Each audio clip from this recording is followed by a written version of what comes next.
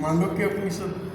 ओम भद्रं कर्णेभिः श्रीरामदेवो भद्रं पश्येन्मोक्षवीर्यजत्राः स्त्रैरङ्गैः तुष्टवान् स्वस्तिनोभिः वशेमदेहि देवहितं यदायुः। ओम शांति शांति शांति। स्वस्ति न इंद्रो वृद्धश्रवाः स्वस्ति न पूषा विश्ववेदाः स्वस्ति नस्ताक्षर्योऽरिष्टनेमिः स्वस्ति नो बृहस्पतिः दधातु। ओम शांति शांति शांति। शंकरं शंकराचार्यं केशवं बादरायणं श्रोत्रभाष्यकृतौ वन्दे भगवन्तौ पुनः पुनः। ईश्वरो गुरुरात्मेति मूर्तिभेदविभागिनी व्योमवद्व्याप्तदेहाय दक्षिणामूर्तये नमः। अखण्डमण्डलाकारं व्याप्तं येन चराचरं तदपदं दर्शितं येन तस्मै श्रीगुरुवे नमः। अज्ञानतिमिरान्धस्य ज्ञानाञ्जनशलाकया अज्ञानतिमिरान्धस्य ज्ञानाञ्जनशलाकया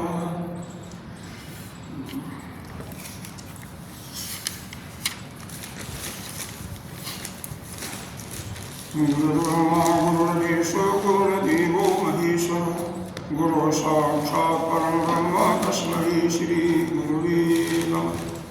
ममेव माता च पिता त्वमेव ममेव बन्धो च सखा त्वमेव ममेव विद्या द्रविणं त्वमेव सर्वं मम देवदेव ममेव सर्वं मम देवदेव। गजाननं भूतगणाधिसेवितं पतितजम्बो बलचारुभक्षणम् उमासुतं शोकविनाशकारकं नमामि विघ्नेश्वरपादपङ्कजम्। अनंत श्री विभूषित श्री पंचायती महानिर्वाणी अखाड़ा की वरिष्ठ महामंडलेश्वर वरिष्ठ एवं श्रोती ब्रह्मनिष्ठ महामंडलेश्वर तथा उत्तर प्रदेश समाज के अध्यक्ष श्री सतगुरुदेव भगवान के चरणों में कोटि कोटि नमन वंदन। यहाँ के पीठाधीश्वर इकराट महानिर्वाणी अखाड़ा के ही आचार्य महामंडलेश्वर स्वामी विश्वकानंद भारती जी के चरणों में कोटि कोटि नमन वंदन।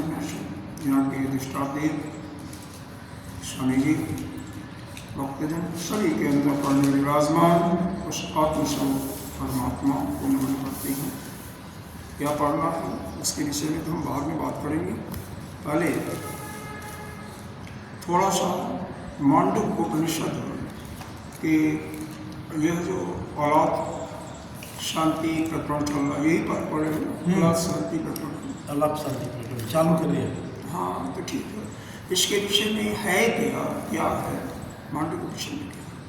वास्तव में मनुष्य के जीवन का लक्ष्य क्या है? मनुष्य जीवन यदि हमें मिलता है तो उसका मूल प्रयोजन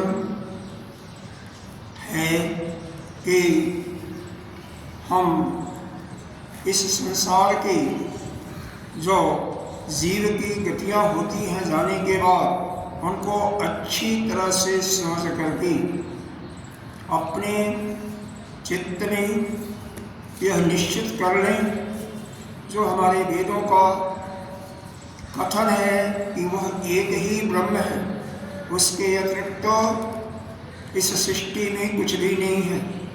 यह जीव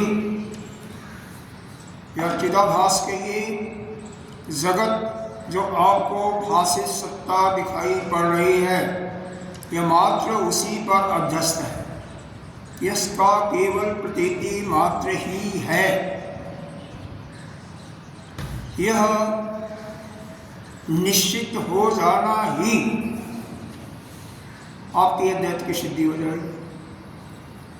ईशावास्यैदं सर्वं जगत् किंचित् जगत्तां जगतो। ईशा वही जो सभी संसार का सभी का पर शासन करने वाला है, इसीलिए उसका नाम ईश हुआ। वह केवल एक ही है, अलग नहीं है। यही हमारे अंदर निश्चित करने के लिए यह मांडूक्योपनिषद सबसे छोटा उपनिषद है और इससे भी कोई चाहे हमें कम से कम समय में कम से कम परिश्रम करके हम इस ब्रह्म विद्या को प्राप्त कर लें तो तत्त्वमसि और भी महावाक्य प्रज्ञानम ब्रह्म, अयम आत्मा ब्रह्म या अहम ब्रह्मास्मि, किसी एक वाक्य का ठीक ठीक चिंतन मनन विचार करके वह मुक्त हो सकता है। लेकिन फिर भी समझ में न आवे और वह उसकी इच्छा यह हो कि सबसे जो आसान उपनिषद हो, थोड़ा छोटा हो, उसको बताएं, उससे हम कर लेंगे। तो सबसे छोटा उपनिषद केवल 12 मंत्रों का यह आपका मांडूक्य उपनिषद है। लेकिन जिसको इस उपनिषद से समझ में नहीं आया तो उसके लिए क्या है, इस उपनिषद के साथ साथ भाष्य भी अध्ययन कीजिए। अगर उसके बाद भी समझ में नहीं आया तो गौड़पादाचार्य जी की जो कारिकाएं हैं उनका भी अध्ययन कीजिए भाष्य के साथ। मतलब क्या हुआ, मांडूक्य उपनिषद जो 12 मंत्र हैं और जो गौड़पादाचार्य ने जो कारिकाएं लिखी हैं उनका भी भाष्य सहित अच्छी तरह से थे। और उसके बाद नहीं होता है तो बाकी जो सभी आचार्यों ने जो 10 उपनिषद माने हैं, एक तो मांडूक्य हो गया, इसके अतिरिक्त 9 उपनिषद है, उनको शंकर भाष्य के साथ में। और उसके बाद भी अगर ज्ञान प्राप्त नहीं हुआ तो ब्रह्मसूत्र का अध्ययन कीजिए।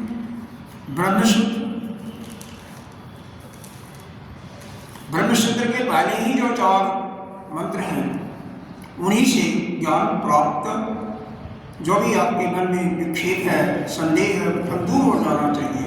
नहीं होता है तो भाष्य के साथ, तब भी नहीं होता है तो पूरा ब्रह्मसूत्र का अध्ययन कीजिए। नहीं होता है तो भाष्य के साथ ब्रह्मसूत्र का अध्ययन कीजिए, और नहीं हुआ तो भाष्य के साथ, टीका के साथ और टिप्पणी के साथ भी कीजिए। और उसके बाद भी नहीं होता तो क्या करें, ये प्रश्न हम ही आपसे होता है ना, फिर क्या करें। हमने 10 उपनिषद भी पढ़ लिया भाष्य के साथ, ब्रह्मसूत्र भी पढ़ लिया, भाष्य के साथ पढ़ लिया, फिर भी नहीं हुआ तो कहते हैं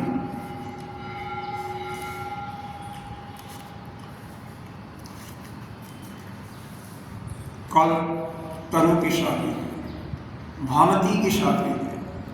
भामती बहुत अच्छा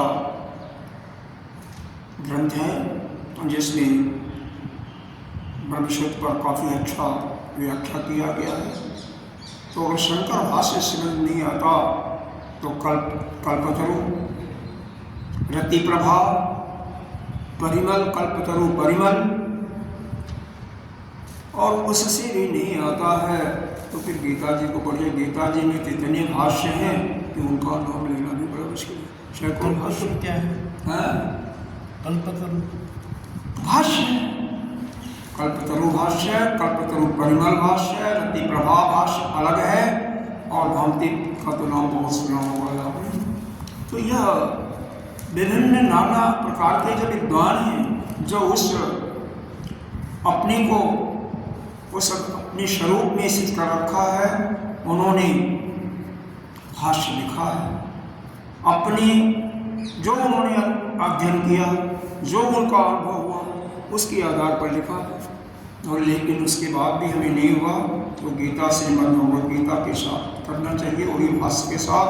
और नाना प्रकार के वहाँ पर तो भाष्य करने वाले हैं, हमारे आचार्य शंकर जी शयन हैं, और इनके अलावा बहुत बड़े बड़े विद्वानों ने कहा। हमारे 6 संप्रदाय हैं आस्तिक, वल्लभाचार्य जी, रामानुजाचार्य, सभी लोगों ने, निगर्काचार्य, सभी लोगों ने भाष्य लिखा है। यहाँ तक कि इस पर भाष्य विदेशों में भी बहुत विद्वान लिखे हैं, जो जिनका कोई प्रयोजन नहीं है हमारे इस सनातन धर्म से, उन्होंने भी भाष्य लिखे हैं, लेकिन सभी अपने अपने मत के अनुसार लिखे हैं। इस जो 4 की बात चल रही थी, ब्रह्मसूत्र के 4 का, वास्तव में 4 के हमारे कई, इस मांडुक्य उपनिषद में भी 4 प्रकरण हैं। पहला है आगम प्रकरण। आगम प्रकरण के अंदर क्या है? ब्रह्म एक है, उसी का शास्त्र के प्रमाण के द्वारा सिद्ध किया है कि ब्रह्म एक है, उसके अतिरिक्त और कुछ नहीं है। फिर गौड़पादाचार्य ने कुछ कार्यवाही भी लिखी उसमें। उसके बाद दूसरा जो है प्रकरण, वो है वैधत्व प्रकरण, जिसमें युक्ति के आधार पर, और वह युक्ति कैसे? शास्त्र के अनुसार, शास्त्र का प्रमाण देते हुए युक्ति के साथ में वैतत्व प्रकरण में द्वैत का खंडन किया गया, और उसके बाद उसको अद्वैत का सिद्ध किया। ठीक है। तो तीसरा प्रकरण जो है, और उसकी क्या जरूरत थी? कहते हैं जो तीसरे का नाम क्या है? अद्वैत प्रकरण। जहां पर हमने वैतत्व प्रकरण में द्वैत वालों को समाप्त करके, मानिए जगत के लिए, जगत की प्रतीति हो रही है, जगत तो दिखाई दे रहा है ना, जगत सबको दिखाई दे रहा है। अरे हम आपको भी तो दिखाई दे रहा है, दिखाई दे रहे हैं। अब यहाँ पर थोड़ा सा विचार करने की जरूरत है। आप ज्ञान के पहले दिखाई दिए, या ज्ञान होने के बाद दिखाई दिए, या ज्ञान समाप्त होने के बाद? क्योंकि जो ज्ञान उत्पन्न होता है वह क्या होगा? नित्य होगा, अनित्य? बताइए। वह अनित्य होगा। इस सृष्टि में जो कुछ भी जो उत्पन्न होता है वह अनित्य होगा। उत्पन्न हो रहा है तो आज है, कल समाप्त हो जाएगा। जस्य ध्रुवो मृत्यो, जस्य ध्रुवो मृत्यो ध्रुवो जन्म मृतस्य। तो एक बार जो आ रहा है उसका जाना भी सब निश्चित है। तो वो जितने भी होते हैं इसी प्रकार, इसी कारण से जितना भी हम कर्म कर लें, कितने भी जग कर लें, उनका फल क्या होता है? अनित्य।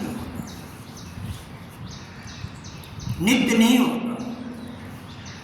नित्य केवल यह जो ज्ञान, हमारे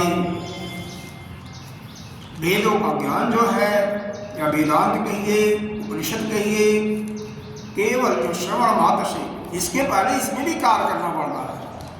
श्रवण करने में नहीं काम करना पड़ता क्या? लेकिन इसका फल अनित्य ही होगा। लेकिन श्रवण का मतलब जब आप यहाँ पर बैठ गए शांतिपूर्वक, पहले तो तैयारी में काम करते हैं, यहाँ पर तो हिस्सा कर लीजिए। एक तो ज्ञान के पूर्व हम तैयारी करते हैं, अपने अंतःकरण को शुद्ध भी करते हैं। जब तक अंतःकरण शुद्ध नहीं होगा तब तक आपको ज्ञान नहीं प्राप्त हो सकता। आपने कई उपनिषद में पढ़ा होगा कि इंद्र और विरोचन, देवताओं के गुरु इंद्र और दैत्यों के गुरु विरोचन, दोनों मिलकर के, क्योंकि एक ही पिता के दोनों पुत्र हैं, माताएं अलग अलग हैं। देवताओं के माता का नाम अदिति और दैत्यों के माता का नाम दिति। दोनों के पिता एक ही हैं। कौन है? कश्यप ऋषि। अरे उनकी 13 पत्नियां थी, 13 कश्यप ऋषि की। जिसके कोई गोत्र का पता लगा ना हो वो कश्यप गोत्र हो। पंचप्रणव पंडित बताते होंगे, संपर्क करते समय लेते होंगे, क्योंकि एक कद्रु थी, कद्रु के ही गर्भ से सारे ये सांप पैदा हुए। विनीता थी, जिससे गर्भ से क्या बोलता है अरुण और गरुण ही पैदा हुए। गरुण बाहर बने किसके? भगवान विष्णु के, और अरुण सूर्य भगवान के। एक खश नाम था, उससे उत्पन्न हुए राक्षस। तो इस प्रकार के उनके अलग अलग पत्नियां, पूरी सृष्टि को पैदा करने वाले वही हैं, कश्यप ऋषि है। यहाँ पर प्रकरण यह चल रहा है कि इंद्र और विरोचन दोनों ब्रह्मा जी के पास जाते हैं। हम सब संतान होने की उनसे कहते हैं कि हमें ज्ञान दीजिए महाराज। ठीक है, ब्रह्मा जी ने कहा आपको ज्ञान देते हैं, 32 साल तक तपस्या सेवा करो, 32 साल तक सेवा करो। और 32 साल जब सेवा करते हैं, उसके बाद जब आते हैं तो क्या उन्होंने कहा ब्रह्मा जी ने, तुम्हारे दाएं आंख में जो पुरुष दिखाई दे रहा है तुम वही हो। दाहिने आंख में जो पुरुष दिखाई दे रहा है वही तुम हो, वही आत्मा हो। और इसको अच्छी तरह से आप अंतःकरण में बैठा लोगे तो तुम शोक मोह से रहित हो जाओगे, तुम्हारा शोक मोह नष्ट हो जाएगा। दोनों आते हैं। विरोचन अपने राज दरबार में जाता है तो यह सबको, अपने सभासदों को बुला करके यह अनाउंस कर देता है कि हम ही जो है ब्रह्म है, हम ही आत्मा है, हम ही परमात्मा है। और समझाया कि देखो आपके दाहिनी आंख में जो दिखाई दे रहा है ना, पुरुष दिखाई दे रहा है, लोगों ने कहा। अब प्रश्न होता कि दाहिनी आंख में तो बाईं आंख में क्यों नहीं? वहां भी दिखाई देगा, लेकिन यह तो यह कि कोई काम करते हैं तो दाहिने हाथ से शुरू करते हैं, तो दाहिने से इस पर दाहिना प्रमाण करता है। ठीक है, इंद्र भी आते हैं, उनको भी यह समझ में आ गया। इस समझ में आने का मतलब क्या है? शरीर ही में है, शरीर ही में। दोनों का गलत था ना, भ्रांति था ना। अभी आपने कहा कि जो नहीं आते हैं या लेट आते हैं पुस्तक से समझ लेंगे। तो इंद्र 32 वर्ष का विरोचन सेवा करने के बाद भी जब नहीं समझे, साक्षात ब्रह्मा जी ने ज्ञान दिया, तो क्या उम्मीद कर सकते हैं कि वो समझ जाएंगे? वही अर्थ समझेंगे जो शास्त्र जिसको लक्ष्य करके बताया हुआ है। प्रश्न ही नहीं उठता है उस ज्ञान को प्राप्त करने के लिए। तो इंद्र को उस समय ऐसा भास होता है, कुछ शोक की बात होती है, चिंता की बात होती है। तो उनको ध्यान आता कि ब्रह्मा जी ने यह भी कहा था, जिस समय तुम्हें इस आत्मस्वरूप का ज्ञान हो जाएगा तो तुम शोक मोह से नहीं हो जाओगे। तो मेरे को शोक आ रहा है, शोक हो रहा है। तुरंत ब्रह्मा जी के पास जाते। ब्रह्मा जी ने कहा ठीक है, पर विरोचन तो नहीं जाता, वो तो शरीर को ही अपना समझ करके सभी को बता देता है और अपना राज करता है आराम से। लेकिन इंद्र उस गहराई के अंतर अंत तक जाना चाहते हैं। और फलस्वरूप ब्रह्मा जी के पास जाकर के ब्रह्मा जी ने कहा फिर 32 साल तपस्या करो। फिर 32 साल उन्होंने सेवा किया, फिर वही चीज ज्ञान वही दिया, कुछ थोड़ा सा फर्क पड़ा, लेकिन फिर आने के बाद कहे कि ब्रह्मा जी पिताजी अभी भी कहीं कुछ कमी है, मेरे को अभी भी शोक हो रहा है। इस प्रकार से करते करते 100 साल के बाद, मतलब एक बार 32 साल फिर 4 साल, तो 4 साल के बाद इसलिए कुछ करते हैं 101 साल में, कुछ संत करते हैं 100 साल में। तो उसके बाद ज्ञान ही दिया, जो पहले ज्ञान दिया था वही ज्ञान बाद में भी दिया, क्योंकि इतना 100 साल सेवा करते हुए उनका अंतःकरण शुद्ध हो गया। अंतःकरण में जो मल जमा हुआ था जन्म जन्मांतर का, वह बिल्कुल समाप्त हो गया, यानी वह बिल्कुल जैसे गाय का दूध होता है निर्मल स्वच्छ जल, वैसे। तो फिर वही ज्ञान अंदर अंतःकरण में बैठ गया। तो यह ज्ञान कितना भी सुनो, अगर अंतःकरण में मल जमा रहेगा तब तक वह पढ़ने नहीं पड़ेगा। इसीलिए प्रारंभिक स्टेज में आपने वेद में देखा होगा, वेद में कुल 1 लाख मंत्र हैं, 80,000 मंत्र किससे हैं? कर्म कांड के हैं। कर्म करो, क्यों? सबकी कुछ न कुछ कामनाएं होती हैं, और जब तक कामनाएं हमारी समाप्त नहीं होती तब तक हमारे पाप भस्मीभूत नहीं होते। पाप हो पुण्य होगा तो भी जन्म लेना पड़ेगा, क्योंकि पुण्य का फल भोगने के लिए यह शरीर नहीं भोग सकता। बहुत ज्यादा पुण्य जिसने इकट्ठा किया है उसको देवता के रूप में जन्म लेना ही पड़ेगा। और जब जन्म आएगा तो जन्मते समय मरते समय तो दुख होगा ही ना। पुनरपि जन्मम पुनरपि मरणम पुनरपि जन्मी जठरे शयनम यह संसारे बहुत अस्तारे आज मुरारे। तो उसको तो शोक मोह से युक्त होना ही पड़ेगा, आना ही पड़ेगा, कष्ट उठाना पड़ेगा। इसलिए क्या है, पुनः ना जन्म लेना हो, इसलिए हमें ब्रह्म विद्या की प्राप्ति, और उसके पहले हमारी जो कामनाएं हैं पहले उनको वेद के अनुसार कर्म करके यज्ञ दान तप करके उससे पहले छुटकारा पा लें। आप देखते होंगे मंदिर में जाते होंगे, अंदर कोई इच्छा नहीं है, लेकिन जैसे सारा पूजा पाठ करके अंत में चलते होंगे तो मन में आ जाता होगा कि हमारे पोते का यह हो जा, पोती का यह हो जा, कुछ न कुछ भावना तो आ जाती होगी। जिसके अंदर नहीं आता है वो महान है। तो वह कामना जब समाप्त हो जाए उसके बाद निष्काम वही काल, वही यज्ञ, वही ताप, वही निष्काम बिना किसी प्रयोजन के करते हुए फिर जाकर के अंतःकरण शुद्ध होता है। अंतःकरण शुद्ध हो जाएगा तो यह ज्ञान आपको। इसीलिए एक उपनिषद का पूर्व के वृत्तांत में देखेंगे तो एक ही उपनिषद बता गुरु लोग अपने शिष्यों को पढ़ाते थे, और उसी में वो ब्रह्म विद्या को प्राप्त करके अपना गुरुकुल खोल लेते थे, वो भी पढ़ाते थे। लेकिन चूंकि हमारा अंतःकरण शुद्ध नहीं होता, इसलिए हमें यह सब सारा बता दिया क्या करना होता है। तो दूसरा प्रकरण तथ्य प्रकरण, जिसके अंदर द्वैत का युक्तियों के शास्त्र के अनुसार युक्तियों से उसका खंडन किया गया। और तीसरा प्रकरण जो है यह हुआ कि कहीं अद्वैत भी जब जगत का हम खंडन कर देते हैं कि जगत केवल प्रतीति मात्र ही है, केवल हमें आभास के रूप में दिखाई दे रहा है नहीं जगत वास्तव में, ऐसे ही कहीं अद्वैत को भी न बाधित किया जाए। इसलिए अद्वैत की सिद्धि के लिए वहाँ पर अनुभव के आधार पर युक्तियों के द्वारा उसको सिद्ध किया गया और द्वैत रखा।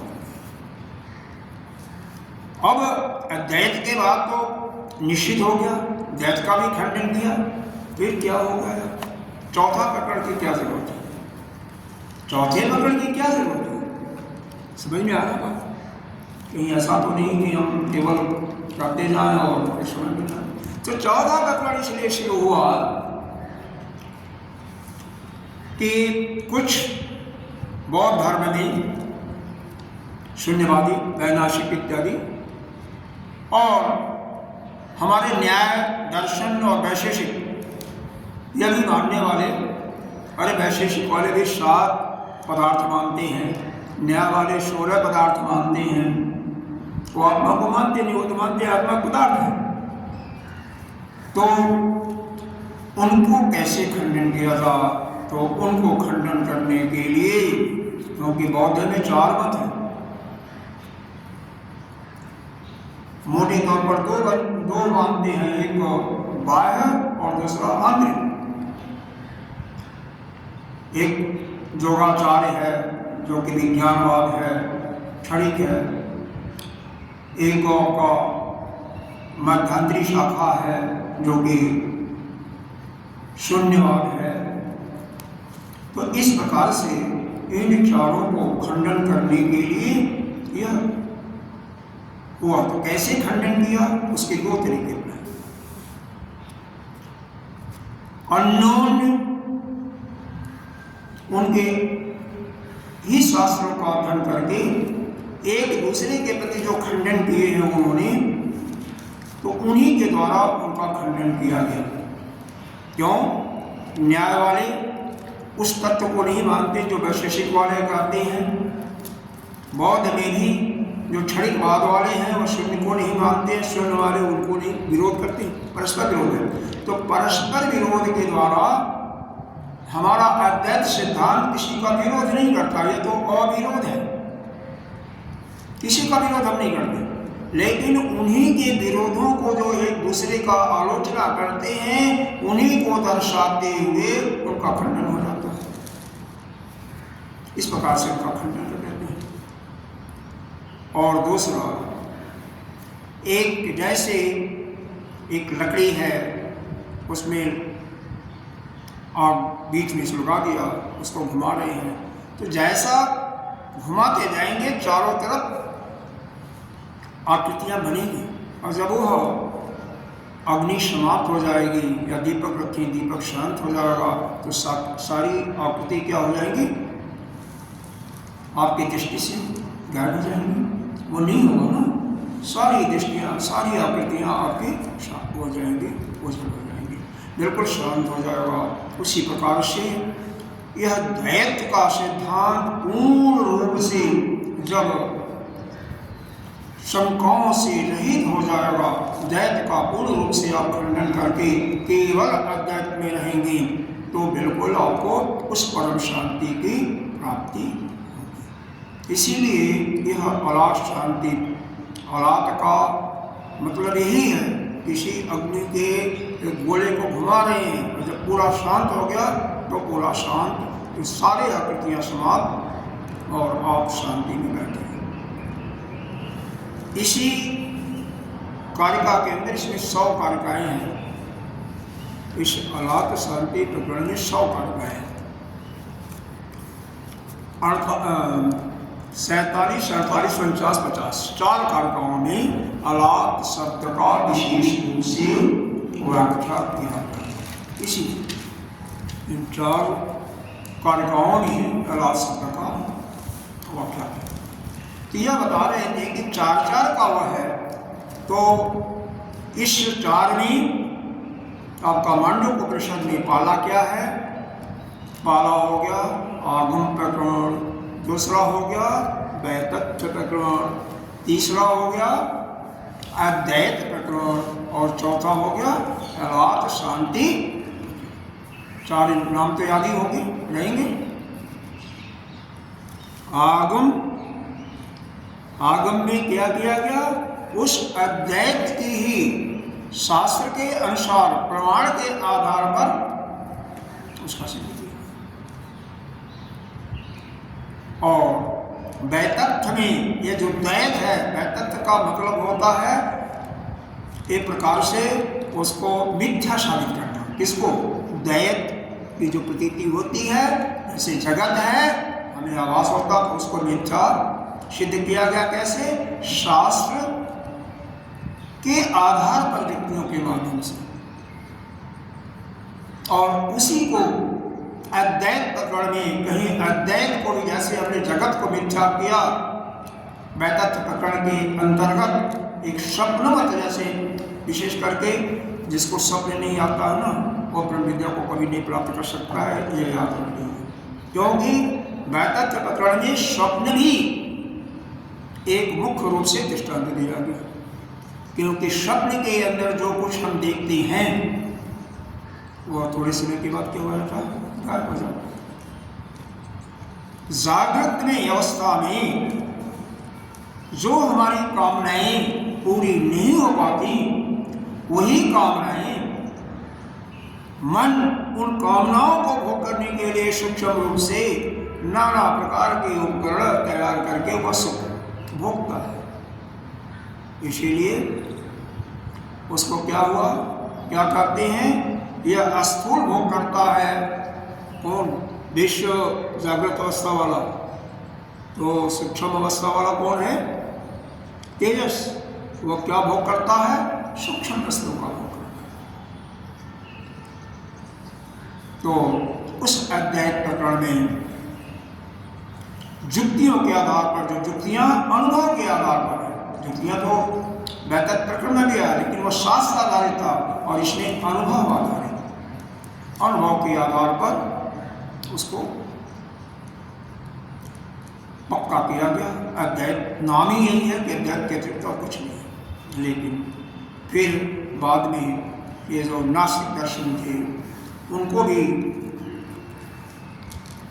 उनके अंदर भी जो भ्रम पैदा कर रहे थे द्वैत का, उसके लिए फिर यह अलाश शांति प्रकरण यह लिया गया। यह चौथा जो कि 100 कारकों का, कुछ लोग कहते हैं कि यह चौथा प्रकरण बाद में शुरू हुआ। कोई बात नहीं, कभी भी आया है तो सही 100 कारकों के साथ में। और इससे पूर्ण हमें जिसको समझ में आ जाए, जिसके अंदर चित्त में बैठ जाए, जिसका मल समाप्त हो चुका है, निश्चित रूप से उसके समझ में आ जाएगा, चित्त में बैठ जाएगा, तो उसको लिए क्या होगा?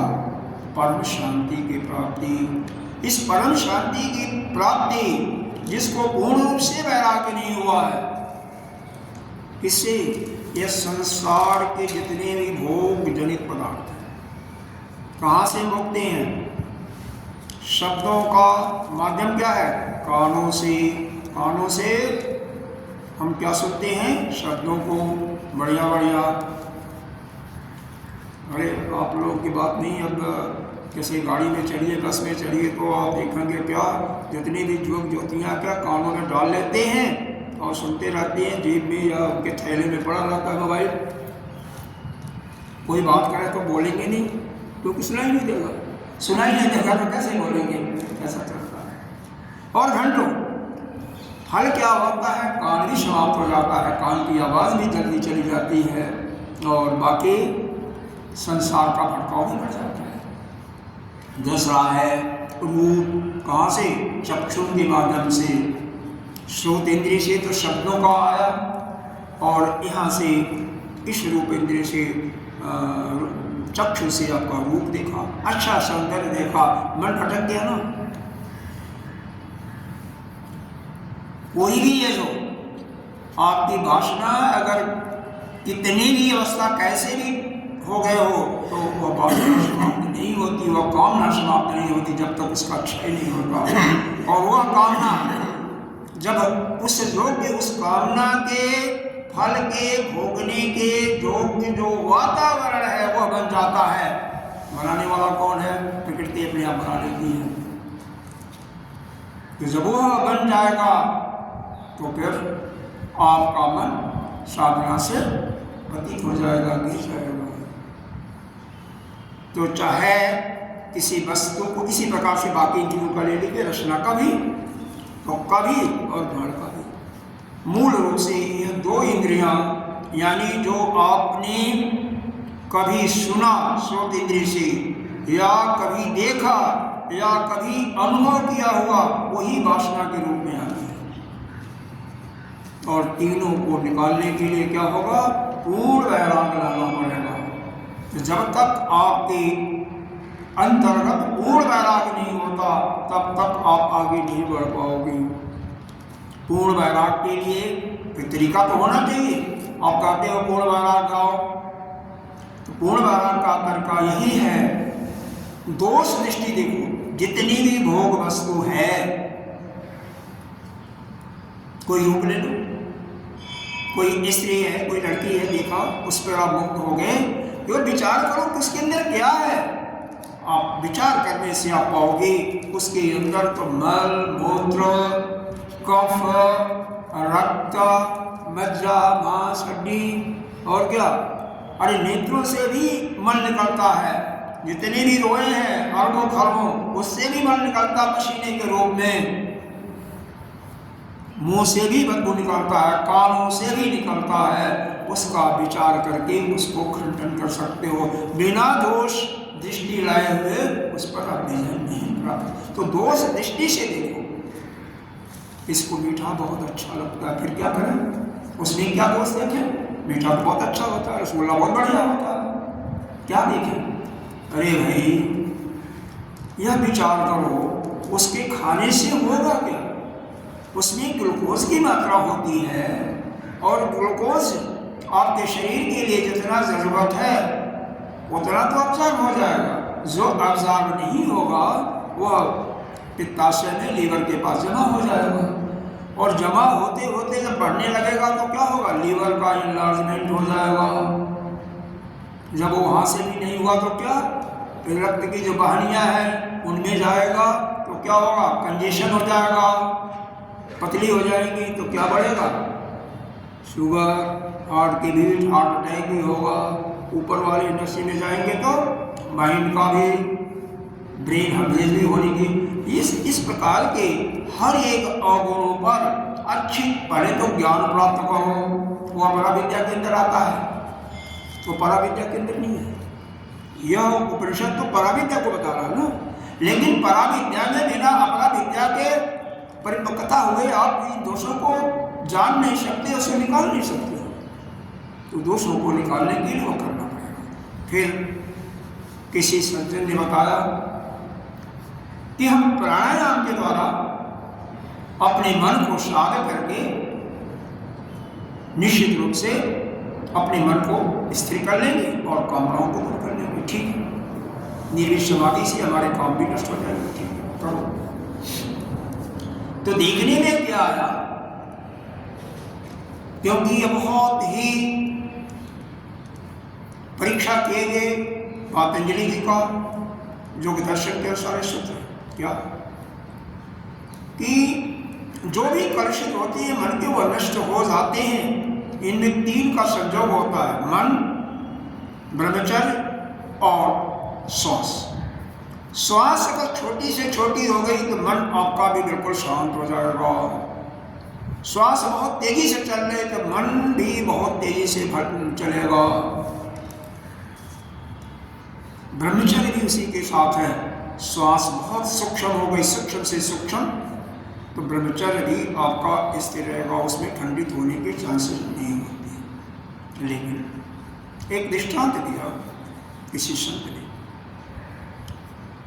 एक गड्ढा है, नीचे कचरा भरा हुआ है, मल, ऊपर से इत्र फुलेल आप डाल लें, आपको सुगंध इत्र फुलेल की आएगी, लेकिन कई बार भभक आएगी उसके नीचे से, तो वो क्या वही गंध आएगा, नहीं आएगा। उसी प्रकार से यह जो आर्टिफिशियल श्वास तो स्वाभाविक रूप से तो आती जाती हैं, आपने प्रश्न करके उनको कंट्रोल किया ना, परिश्रम करके किया ना, कर्म किया ना, कर्म किया तो वह जो श्वासों को कंट्रोल किया, किसी भी टाइम, अरे मान लो आप ट्रेन ही पकड़ रहे हो, बस ही पकड़ रहे हो, या कोई और अर्जेंट मीटिंग है, थोड़ी सी तेजी के साथ चल रहे हो, गाड़ी से चलने के बाद भी तो मीटिंग में जाने के लिए थोड़ा चलना पड़ता है, तो क्या होगा, सांस उखड़ेगी, सांस जब उखड़ेगी, सांस तेजी से जाएगा तो मन विक्षिप्त होगा, अब मन में जब विक्षेप आएगा तो क्या होगा, वो कामनाएं फिर भगा उठेंगे, फिर क्या करोगे, तो कहते हैं भाई उसका उपाय तो एक ही है, क्या उपाय है, हमें बताओ। तो बताते हैं गुरु कृपा और ईश्वर कृपा, यह दोनों भी साथ में होती है तो ऊपर तक और ईश्वर की कृपा हो जाए तो सब कुछ अपने आप ही हो जाए। गुरु भी शिव दत्त ही है, गुरु कृपा भी हो जाए तो भी काम चल जाएगा, कोई दिक्कत है नहीं। तो गुरु कृपा या ईश्वर कृपा प्राप्त करनी है तो उनकी सेवा तो करनी पड़ेगी। अरे सर्व वेदांत सिद्धांत सार श्रृंखला में जो विषय हम ले रहे थे बाबे में, उसमें यही आया है कि जैसे आपकी परछाई पृथ्वी साथ साथ चलती है, आप कहीं जाओ तो वो परछाई जो है बिल्कुल साथ साथ चलेगी, उसमें कोई भी विरोध नहीं होगा, साथ साथ चलेगी, छोड़ेगी नहीं। उसी प्रकार से जो गुरु के साथ साथ चलता है, साथ ही रहता है, गुरु हो सिद्ध संत हो, फिर उस पर गुरु कृपा करेंगे। इसका मतलब क्या, गुरु अब सोएंगे तो आप सोओगे नहीं, प्रश्न उठते हैं, कई प्रश्न उठते हैं। वो भोजन करेंगे तो फिर उनके साथ बैठ करके करेंगे, करने देंगे? तो उसका भाई वह बात नहीं है, जो उनके विचार हैं, जो शिक्षा देते हैं, उसके रास्ते पर चलो ना, तो उसको मत छोड़ो ना बने। अब भगवान ने चाहे गीता में कहा, क्या रामचरितमानस में जो बताया गया, का क्या हम उसका पालन करते हैं? नहीं करते होते अगर भगवत गीता का ही 575 श्लोकों में भगवान ने उपदेश दिया है, अगर कोई भी 19 श्लोकों का ठीक ठीक फॉलो करे तो कभी कोई फिर यह ज्ञान तो वहीं से हो जाएगा, यह भी उपनिषद में पढ़ने की जरूरत नहीं पड़ेगी। लेकिन चूंकि हमारा मन स्थिर नहीं है, मन तो है चंचल, क्यों? हमें अपने पर विश्वास ही नहीं। विश्वास की बात है कि हम ब्रह्म हैं। हम ब्रह्मास्मि क्या कहता है, हम ब्रह्म ही है ना। तत्त्वमसि क्या कहता है कि तुम्हारे अंदर जो तत्व है और जो ब्रह्म है उसके अंदर तत्व एक ही है। केनोपनिषद में क्या है, जस्य देवो गुरु भक्ति, जस्य देवो पराभक्ति, यथा देव तथा गुरु, यथा देव तथा गुरु। हाँ, वो प्रकाशंति का तो उसकी जरूरत नहीं है यहाँ पर, वो तो अपने भाव को खोल जाता, अपने जो अंदर उसके भरा हुआ है सब कुछ आशीर्वाद इत्यादि सब खोल जाता है आपके लिए, वो तो बात अलग है। लेकिन हमें भक्ति जितनी देव से जितनी दृढ़ता के साथ देवता की करनी चाहिए, उतनी ही शक्ति के साथ उसी प्रकार से उनकी भी करनी चाहिए, तभी वो खोलता है। तो यहाँ पर मन की चंचलता की बात चल रही है, मन को कैसे स्थिर किया था, कैसे यह न भक्त, तो गीता जी में कैसे भगवान ने उपदेश दिया है। यही प्रश्न अर्जुन ने भी पूछा है भगवान से कि यह मन मेरा बहुत चंचल है,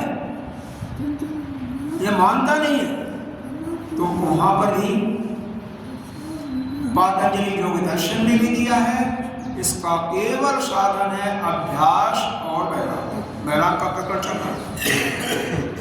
तो जब तक आपके अंदर से पूर्ण वैराग्य नहीं होगा, और किसका पूर्ण वैराग्य, यह संसार के जो विषय है, जो दिखाई देता है नहीं, अरे एक सिद्ध करना है इस अला शांति पकड़ में कि यह ब्रह्म के अतिरिक्त जो कुछ है वो जड़ है, वो तो केवल एक प्रतीति मात्र है। अब मना नहीं कर सकते हो कि नहीं है तो, लेकिन प्रतीति मात्र है, प्रतीति मात्र ही है और कुछ नहीं ही। इसलिए ये इसलिए लगाया गया, इसके अतिरिक्त कुछ है ही नहीं, जड़ी है। कैसे करना है, यही है कि अपनी कामनाओं को पहले उन पर विजय प्राप्त करो। कामनाओं पर विजय प्राप्त करने के लिए आपको जो वेद के पूर्वांशा में बताया गया, उनका बिना किसी प्रयोजन के, बिना किसी लालच के, बिना किसी चीज को प्राप्त करने के उद्देश्य से हमें उनको ठीक ठीक फॉलो करना पड़ेगा। यज्ञ भी करना पड़ेगा, दान भी। अरे गीता जी ने भी कहा ना, यज्ञ 18वां अध्याय का 7वां श्लोक है, यज्ञदान तपः न तासेत कारवेत ततः यज्ञोदान तपस्यैव पावनानि मनीषी लोग जो है, विद्वान लोग हैं, वो कहते हैं कि यज्ञ दान तप जो है पवित्र कर लेता है किसको, जो अंदर जो मल भरा हुआ उसको पवित्र कर लेता। तो वह तो हमें करना पड़ेगा, इसीलिए कहते हैं कि नित्य निरंतर हमें करते ही रहना चाहिए। ठीक है, तो मुख्य बात यह है कि अंतःकरण का जो मल जन्मांतर से हमारे अंदर भरा हुआ है उसको दूर करना है। वह दूर जब हो जाएगा तो यह ज्ञान बड़े आसानी से आ जाएगा। श्रवण से भी दूर होता है, वेद के पाठ से भी आपके पाप कलुषित पाप करते हैं, लेकिन करना किसको पड़ेगा, आपको ही करना पड़ेगा। यह नहीं है कि दूसरा करे और आपका ठीक होता, ऐसा होता तो काम चल जाता, या पैसा देने से काम चल जाए। और परमात्मा भी तो क्या है, कुछ चाहिए नहीं, वो तो भोगन लगाते हैं, ठीक है, उसमें भी जीवत भाव स्वीकार करके लगाते हैं, लेकिन उसको चाहिए क्या, वो तो सभी को खिलाने वाला, सब कुछ करने वाला तो ही है। क्या चाहिए, कुछ नहीं चाहिए, चाहिए कुछ आपको भी उसी मूल उद्देश्य को, सिद्धांत को समझते हुए करना है। तो ब्रह्मसूत्र में भी इसी प्रकार से 4 चीजें बताई गई। पहला अध्याय है समन्वय अधिकार, 4 अध्याय यहाँ भी है। यहाँ पर जैसे 4 प्रकरण बताया गया ना, आप लोग टाइम से नहीं आएंगे तो फिर जो पीछे बताया जाएगा वह तो समन्वय, वहाँ पर क्या बताया गया, आगम प्रकरण, यहाँ पर समन्वय ब्रह्मसूत्र में है। दूसरा है अविरोध प्रकरण, अविरोध अध्याय इसमें ब्रह्मसूत्र में, और वहाँ पर क्या है, वैतथ्य मिथ्या सिद्ध किया हुआ।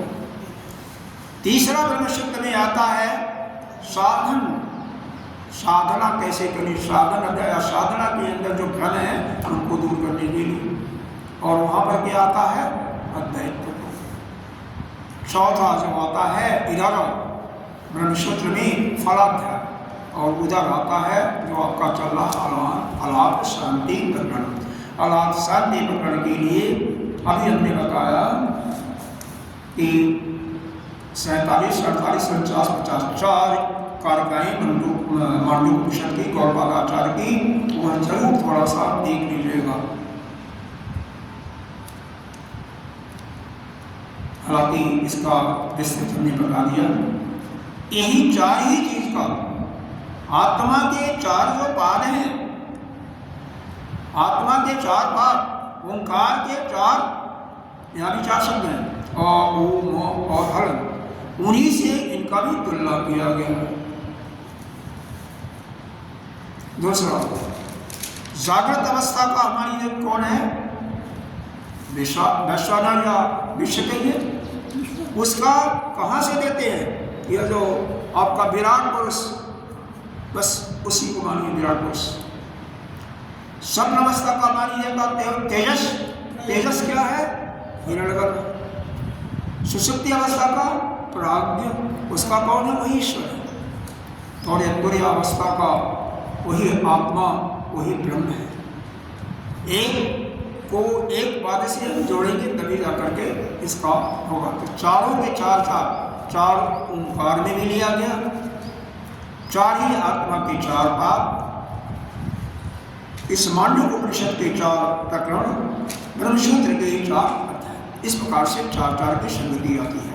यहाँ तक कि थोड़ा सा अभी ज़्यादा समय नहीं है, इसीलिए हम देख लेते हैं, क्योंकि यह स्पष्ट हो जाना चाहिए क्या है।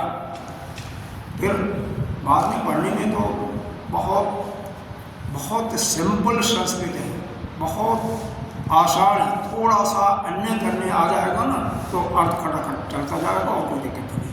अन्य करने आना चाहिए, संधि विच्छेद करना आना चाहिए। संधि विच्छेद नहीं हो पाएगा तो नहीं आना चाहिए। संधि विच्छेद और अन्य, और जिसको प्रत्यय वगैरह का भी जानकारी हो जाए कि प्रत्यय कहाँ लगा है, दंत प्रत्यय कहाँ लगा, तो वो तो फिर तो वो तो श्रेष्ठ रह जाएगा। लेकिन मैं यह आप सबसे अपेक्षा नहीं करता हूँ कि वहाँ तक कम से कम मोटा जिससे आपके अंतःकरण में यह ब्रह्म के एकत्व का या अद्वैत को अच्छी तरह से निश्चित हो जा, बस उतना हो जा, बस बहुत है, तो कोई जरूरत नहीं।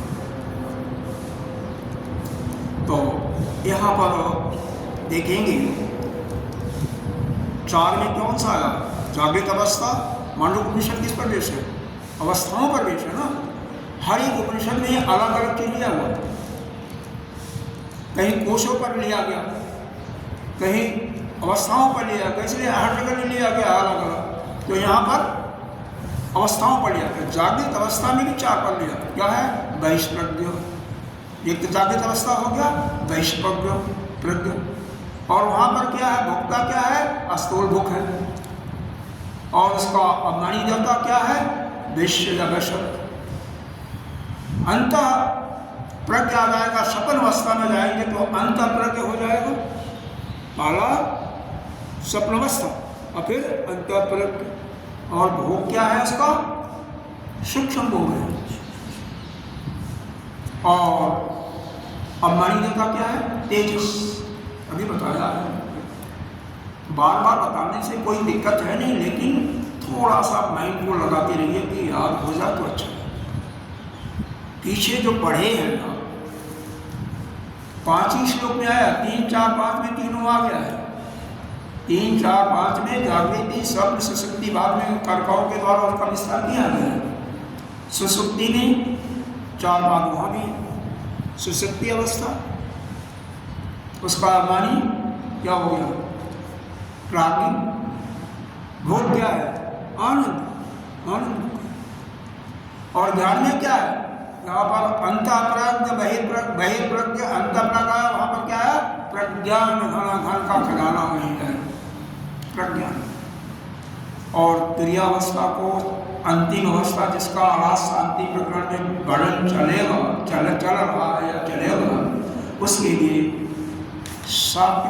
7वां मंत्र आपको थोड़ा सा आइए उस पर एक नज़र डाल लेते हैं। 7वां मंत्र क्या है? वही जो है यह क्रियावस्था है, उसको थोड़ा सा माइंड में रखना पड़ेगा।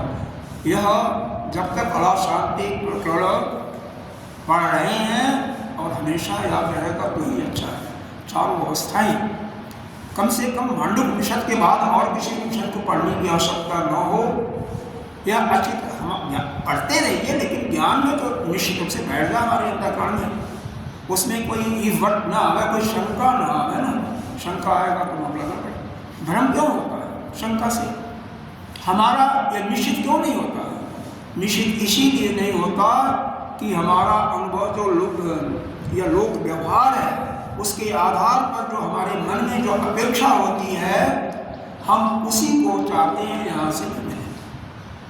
जैसे फ्रेंच का कोई बोले, फ्रेंच भाषा में कोई बोले, चाइनीज भाषा में बोले, रशियन में कोई बोले, तो हमें पढ़ने नहीं पड़ेगा, हम पढ़ा जाके चले जाएंगे।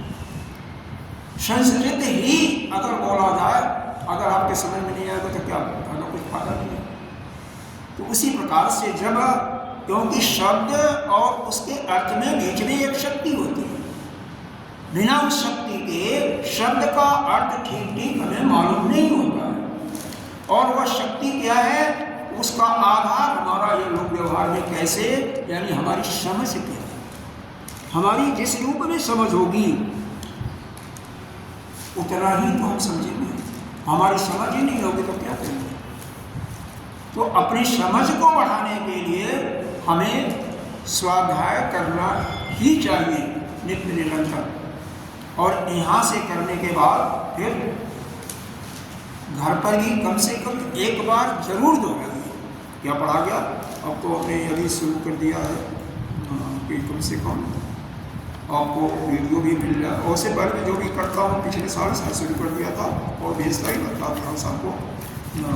इनको देखो यहाँ पर है पेज नंबर, अगर जिनके पास गीता प्रेस की है तो 47 पेज पर यह 7वां मंत्र, 7वां 8वां है, ये नहीं है 7वां, यह प्रकार का है। हाँ, यह पेज नंबर 53 पर है। इसको मंत्र को पढ़ करके तब समाप्त करते हैं 5 मिनट के लिए। यह क्या है, इसी का चिंतन आपका चल रहा है। न अंतः प्रज्ञम न बहिष्प्रज्ञम, आप साथ पढ़ेंगे। न अंतः प्रज्ञम न बहिष्प्रज्ञम, पढ़िए। नो उभयतः प्रज्ञम, इसको न भी कह सकते हैं। न उभयतः प्रज्ञम की संधि है, इनको आपके बाद आएगा, ठीक है। तो न उभयतः प्रज्ञम न प्रज्ञान घनम न प्रज्ञम न अप्रज्ञम। यहाँ पर देखिए, इतने पहले लाइन में, दो लाइनें हैं ना, पहले लाइन में ये तीनों अवस्थाओं को क्या कर दिया, नकार दिया, तीनों अवस्थाओं का खंडन कर दिया। जागृत अवस्था में किया गया था अंतःप्रज्ञ है, और क्या है, अंतःप्रज्ञ, बस। अरे सॉरी, बहिष्प्रज्ञ है, इसमें चूंकि अंतःप्रज्ञ पहले आता है, बाद में आना चाहता, तो बहिष्प्रज्ञ। और स्वप्न अवस्था को क्या बताया गया, अंतःप्रज्ञ। सुषुप्ति को क्या बताया था, प्रज्ञान घन, उसी को दिया हुआ। न अंतःप्रज्ञम न बहिष्प्रज्ञम न उभयतः प्रज्ञम न प्रज्ञान घनम न प्रज्ञम न अप्रज्ञम। साथ है। देखो, इसको दो बार क्यों, ये समझ में आ रहा है, दो बार कहा गया ना। पहले न अंतःप्रज्ञम कहा गया, फिर बाद में फिर वही चीज प्रज्ञम आया, फिर अप्रज्ञम भी आया, दो बार गया। उसको मतलब थोड़ा सा अंतर कर दिया ना। जागृत स्वप्न सुषुप्ति के आधार पर तो पहले ऊपर लाइन वाली बताया गया, न अंतःप्रज्ञम न बहिष्प्रज्ञम न उभयतः प्रज्ञम न प्रज्ञान घनम, सुषुप्ति के लिए बता दिया। फिर उसके बाद बता गया वो जो प्रज्ञ शब्द है ना, ज्ञान, न प्रज्ञम न अप्रज्ञम, न तो ज्ञान है ना किसी प्रकार का कोई ज्ञान अज्ञान नहीं है। ये समझ में आ रहा है ना। अच्छा, ये पढ़ भी अच्छी तरह से पढ़ा भी होगा, इसको भाष्य भी पढ़ा होगा। हमें तो सिर्फ इस मंत्र का अर्थ आपको अपने मन में हमेशा के लिए रखना है। फिर उसका स्वभाव कैसा है, वह जो ब्रह्म है वो कैसा है, उसके बारे में दूसरे बता रहे हैं। अदृष्टम अव्यवहार्यम अग्राह्यम, इतना ही पढ़िए, थोड़ा थोड़ा पढ़िए। अदृष्टम अव्यवहार्यम अग्राह्यम अलक्षणम अचिंत्यम अव्ययम होना चाहिए, न अपदेश न अव्यपदेश्य न एकात्म, साथ में पढ़िए, न एकात्म प्रत्ययसार प्रपंच उपशमम शांतम शिवम अद्वैतम चतुर्थम मन्यते स आत्मा स विद्या।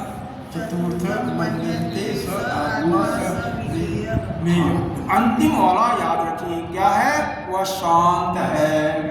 यानी आपको के आत्मा का बोध हो जाएगा आपके अंदर, तो आपको भी पूरा शांत हो जाओगे, फिर उछल कूद नहीं रहेगा। न और क्या है, शांत क्या है, और क्या है, शिव है, कल्याणकारी है, अद्वैत। फिर इस चीज का बोध हो जाएगा जो गीता जी ने छठे अध्याय में बोला है। क्या बोला है, सर्वभूतस्थ आत्मानं सर्वभूतानि च आत्मनि इच्छते योगयुक्तात्मा सर्वत्र समदर्शन। कम से कम सबके अंदर क्षमता आ जाएगी, सभी आप ही सभी के अंदर हो, आपकी आत्मा और बाकी जितने भी जीव हैं, केवल मनुष्य नहीं, एक ही है, अलग नहीं है। तो आप उनके अंदर हो और वह सब अपने अंदर हो, इसका पूरा बोध हो जाए। वही आत्मा वही विज्ञेय, मतलब जानने योग्य है। और बीच वाले लाइन में क्या रहा, अदिष्टम, मतलब यह जो आपकी पांचों इंद्रियां हैं, इनके द्वारा वो नहीं पकड़ा जा सकता। क्यों नहीं पकड़ा जा सकता, कभी सोचा? यह इंद्रियां जो बनी है ना, यह पंच महाभूतों के यह जो है इनके सत्य रजतम से बनी है, सत्य से बनी है, सत्य गुणों से पंचीकृत करके। तो चूंकि यह पंचमहाभूत से बनी है तो किसको पकड़ सकती है? जो पंचमहाभूत से बना होगा। यह चक्षु किससे बनी है? आदित्य है, इसका देवता क्या है? आदित्य, प्रकाश देने वाला है।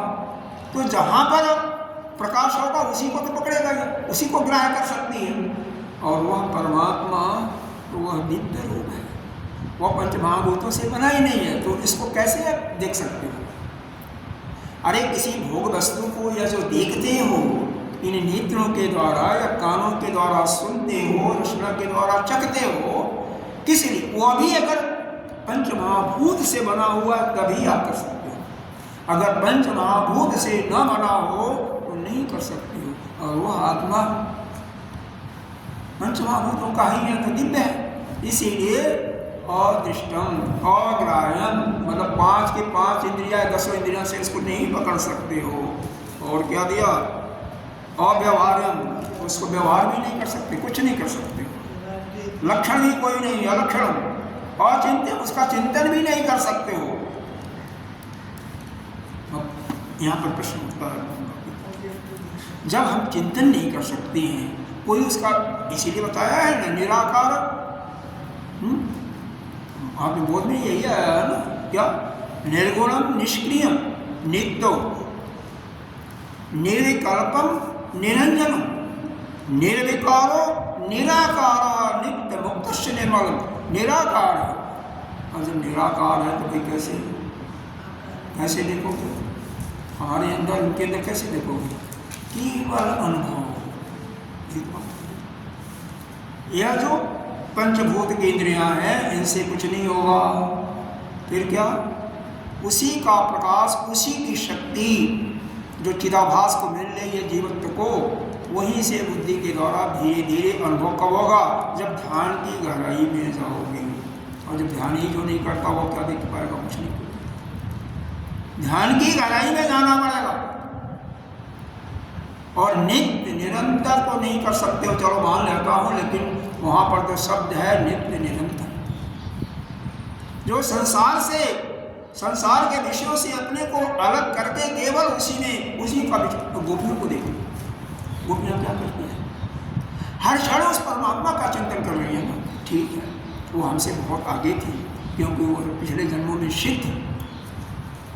सिद्ध पुरुष थे, किसी कारण से उनका मोक्ष नहीं हुआ तो यहाँ पर है, लेकिन उनका चित्त परमात्मा में जमा हुआ है ना, परमात्मा में लगा हुआ। तो हमें भी अपनी मन बुद्धि को 12वें अध्याय में भगवान ने बोला है खुद,